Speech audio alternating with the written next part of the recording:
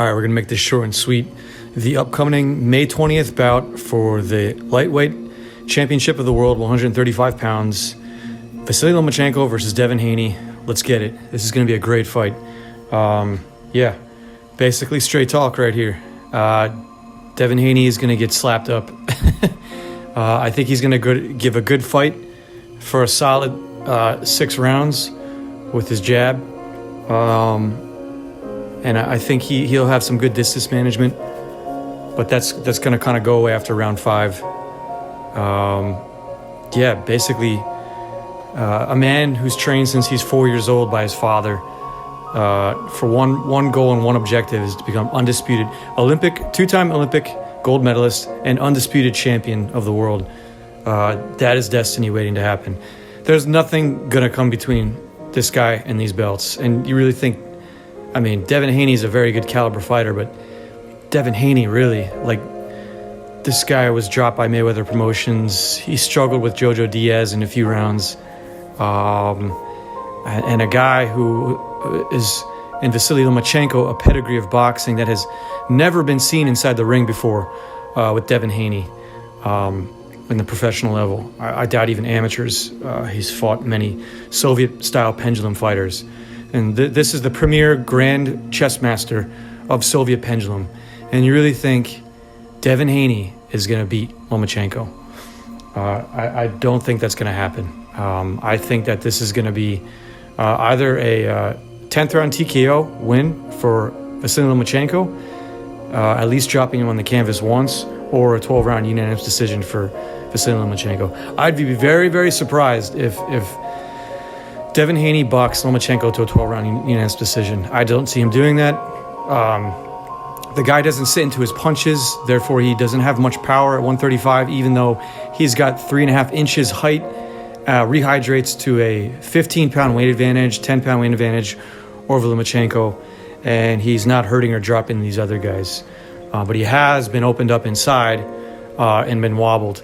So if you are leaving your guard down, or your Lomachenko is setting you up to the body, then comes upstairs, or vice versa, setting you up to the head to raise the guard and hitting you below like he did to Ortiz.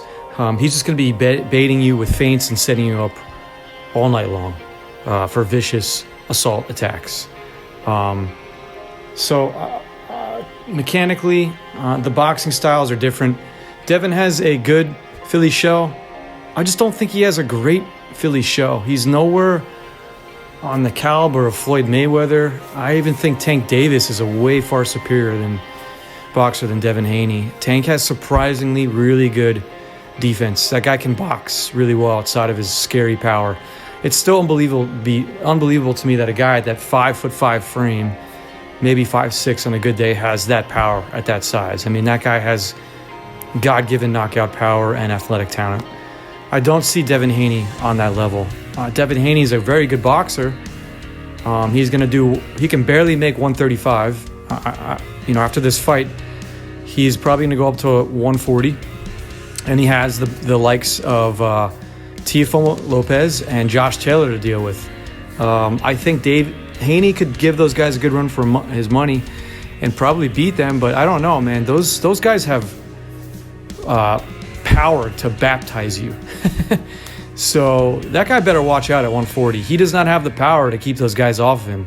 Teofimo and Josh Taylor is a nasty puncher.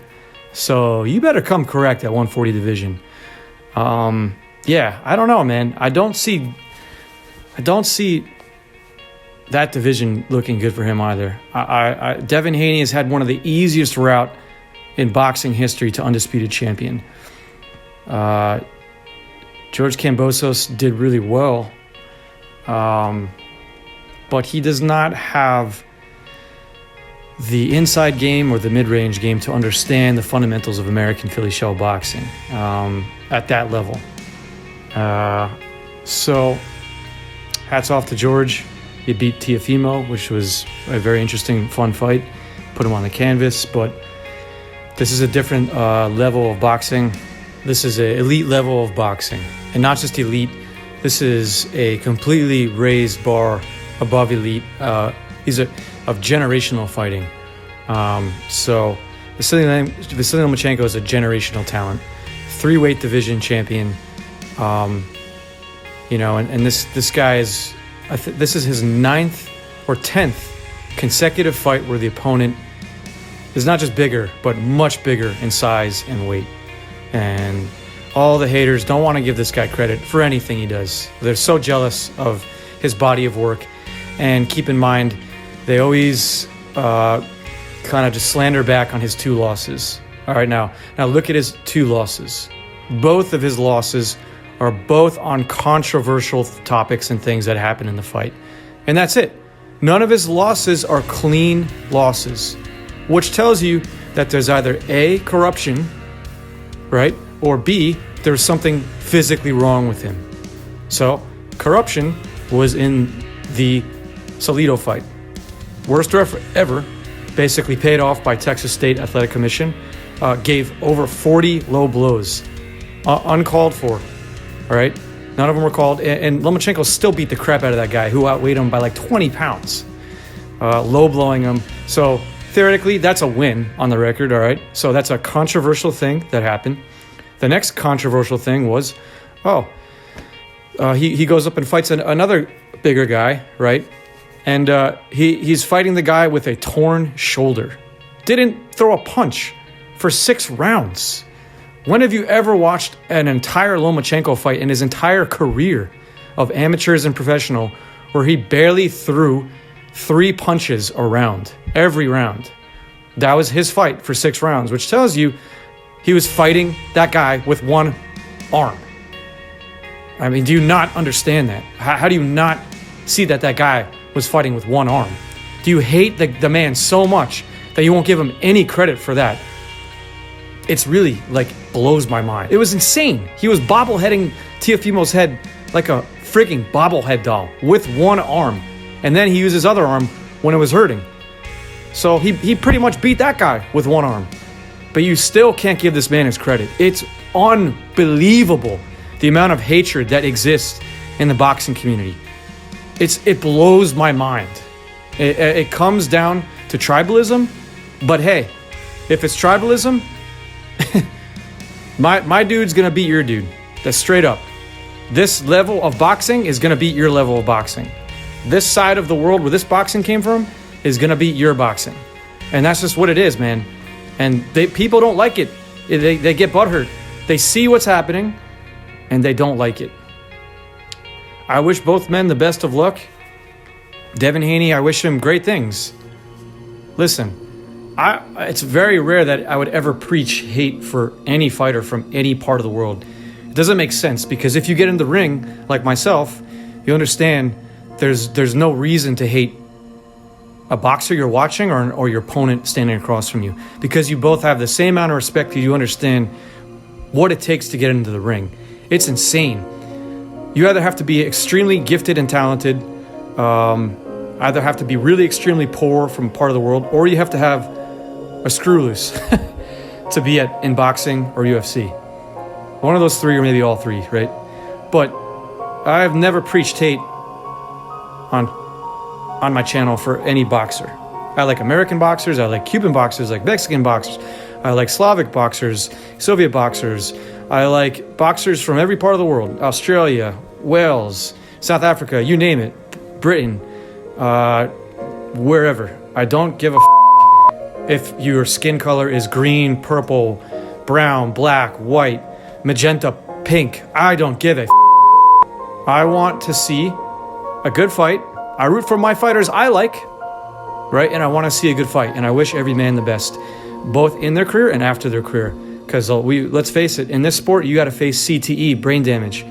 And guess what? The reason this is the hardest sport in the entire world is because it is the loneliest sport in the world. Because when your boxing career is done, a lot of your crew just kind of pieces out when all the money is gone. And not everybody, but that happens. It's a very lonely sport. So I have tremendous respect at any level, especially the championship level, for Devin Haney and Vasyl Lomachenko coming in this fight. This is for legacy. This is not some trend topic, Jake Paul crap UFC fight. This is pure legacy right here. And I cannot wait to see this fight.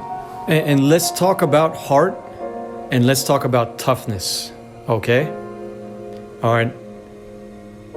Devin Haney's a tough fighter, man. That guy's been fighting since he was a little kid in the gym, 7 years old. Yo, that's tough, all right? You got to be tough to be in this sport. And his dad raised him the right way. And I really definitely amend those qualities. He's a sharpshooter. He doesn't get in too much trouble outside the ring. You know, it's not easy being in the limelight or, you know, being raised. The boxing gym keeps you straight as an arrow. It keeps you out of trouble, and it keeps you in shape, and it keeps you focused. All right, but we also have on the other side of the world, Vasyl Lomachenko. Vasyl Lomachenko came from a very poor area of the world. I mean, Ukraine. You see what's going on there now. You think it's tough to be raised in America in the streets? There's a fucking war going on in Ukraine.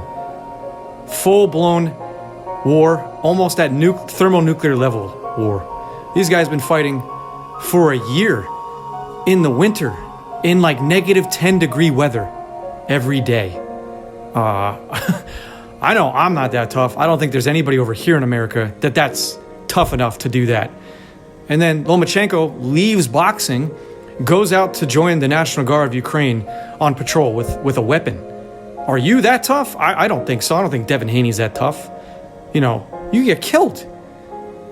All right, so Slavic people, where we come from over there, you know, you want to talk about toughness, okay?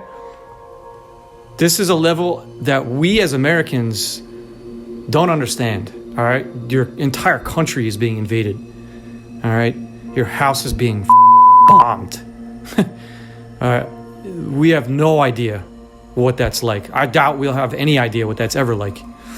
So, I mean, this level of focused fortitude by Lomachenko, that's not seen in professional boxing pretty much ever. Maybe a few fighters, maybe back in the day when they used to go 15 rounds and the greats like Ali and stuff, but like,